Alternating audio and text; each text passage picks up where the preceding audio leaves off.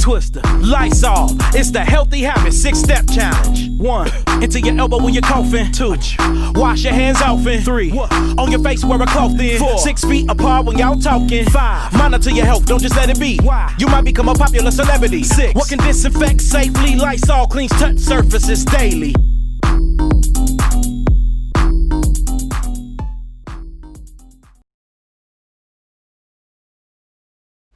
Well, another day, another unintentional insult by the babies. My kindergartners today, we were in the middle of story time in the corner, and one boy said that my face was dirty. I stopped the entire class and I said, okay, kids, this is skin. Everyone say skin. I had them learn the word skin. And I was like, people have different colored skin. Not everybody looks like you. Some people have very white skin. Some people have skin that's your color. Some people have skin that's brown like me. My skin is not dirty. There's nothing wrong with being brown like me. It's okay. Do not ever say to people who are brown that their face is dirty, because they will be angry. At the very least sad, but probably angry. So I don't ever want to hear that again. And their faces were very solemn. I think they got it. It bothers me so much how much the Black community diminishes the significance of mental health, because there are so many Black kids that are depressed and stressed and anxious but can't talk about it because it's just not something we do. It's not something we express. Because if you go tell your parents that you're depressed, they're going to be like, oh, why are you depressed? What do you have to be sad about? You have a roof over your head, food to eat. Back home, people don't. Yes, I understand that I have things and I'm grateful for that. But that doesn't change the fact that the kid is depressed, that the kid needs help. Like, we gotta do better, bro.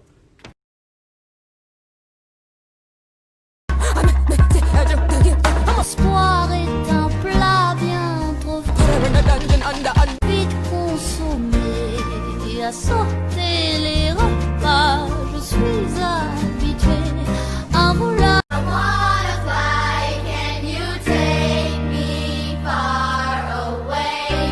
Give me a star to reach for, tell me what it takes, and I'll go so high.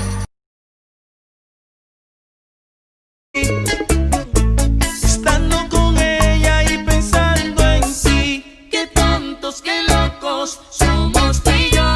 Estando con otros y amándonos, qué tontos, qué locos. My wife Samina is feeling a little sad today, so we're gonna do something nice.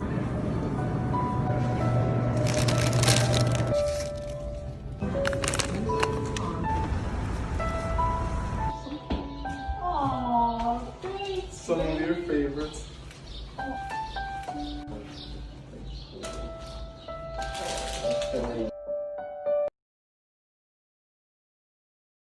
All of the things I do. I like it a lot.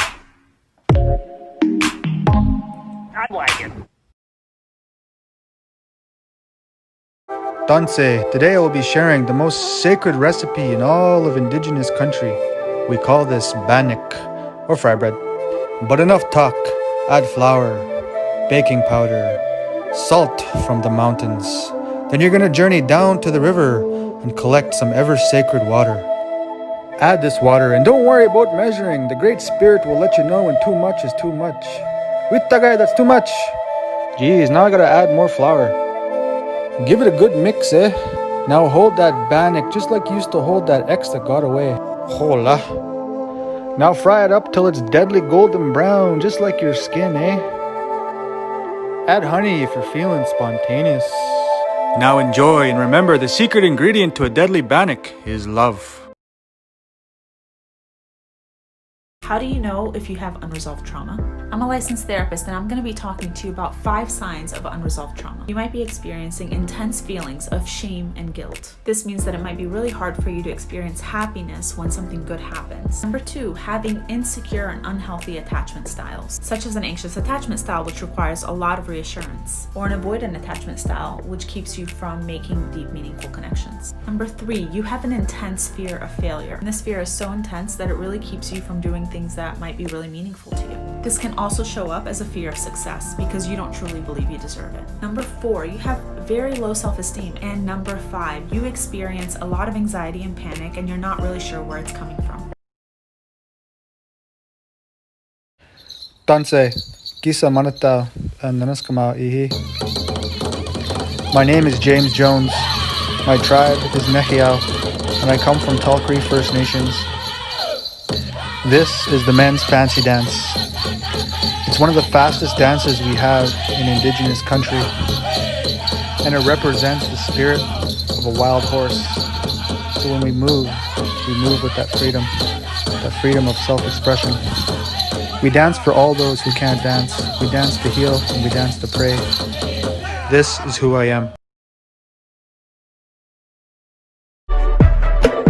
Did my invitations disappear? Why'd I put my heart on every cursive letter? Tell me why the hell no one is here. God, I wanna feel again. Oh God, I wanna feel again. Black Lives Matter, and today I want to talk to you about the history of collard greens. Collard greens are referred to as Southern comfort food or soul food, but in all reality, these recipes were passed down through generations dating back to as early as the 1600s from our enslaved ancestors. Enslaved African people were given meager food rations that were low in quality and nutritional value.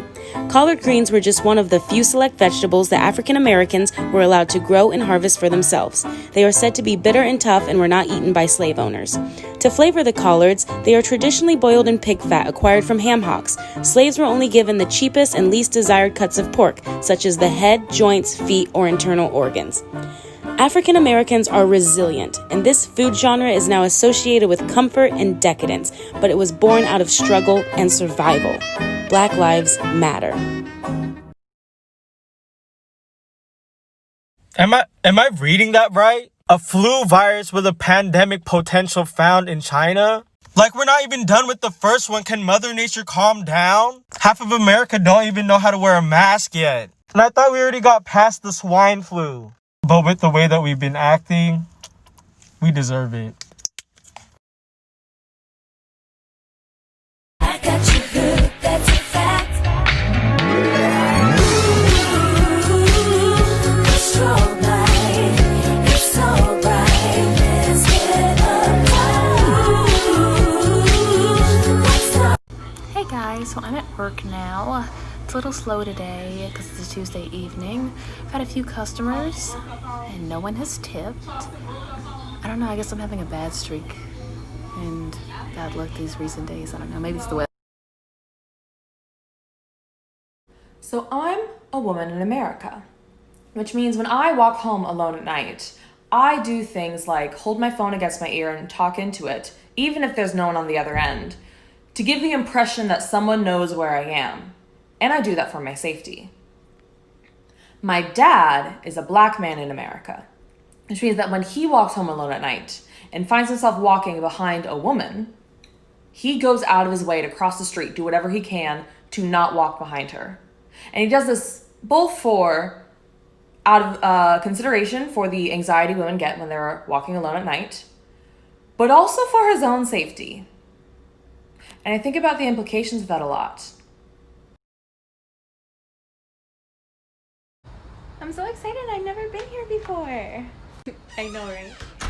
Okay, but before we go upstairs, you have to go say hi to my parents. They're in the living room. Your parents? Why?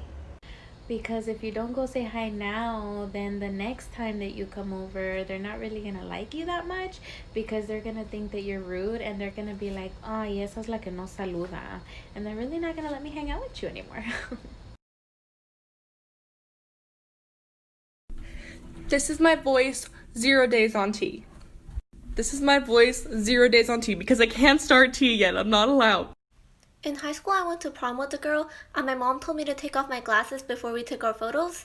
But I didn't, because she never takes off her glasses, her 100% opaque hetero glasses.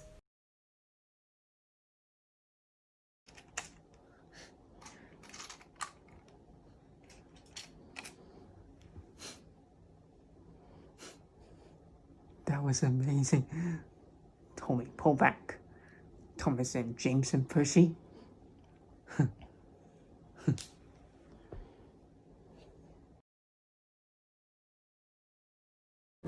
Bonjour, Ani, danse, hello. I've had numerous requests to put on my regalia and what the items mean to me. In order, we have the breeches, the pants, and the shirt. My favorite color is purple, so that's why I thought it would be a good idea to showcase this outfit for all of you beautiful people that are watching. This outfit was made for my cousins, and I'm glad they gifted it to me. Now I have the beautiful, intricate beadwork, starting with the belt, the harness, the tie, the cuffs, and the headband.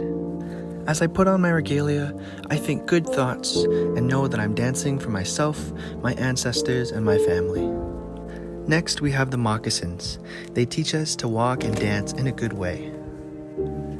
Now I'm putting on this thing called the roach, and it's made out of porcupine quills. And finally, I smudge to cleanse myself and to honor my tradition.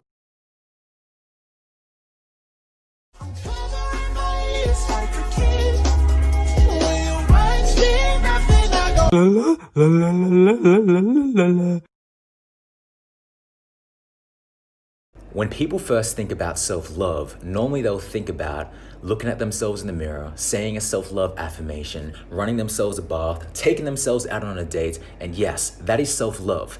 And our ability to truly love ourselves is determined by our ability to love our own darkness. The sides of you that you don't want to show others, the addictions, the patterns, the emotions, the thoughts that you don't want to tell other people about, can you love that? Because that is true self-love. Nope. Nope. Nope. Nope. Nope. Nope. Yep. Every time my brother catches me doing this face mask, he pulls out his camera and tries to expose me for blackface.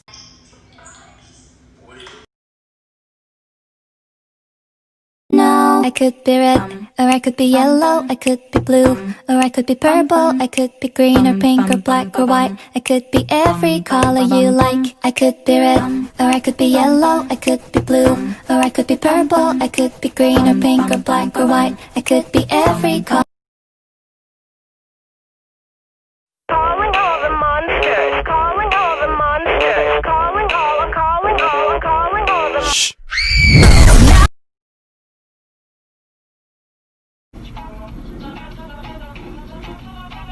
I'd have 2 nickels, which isn't a lot, but it's weird that it happened twice, right?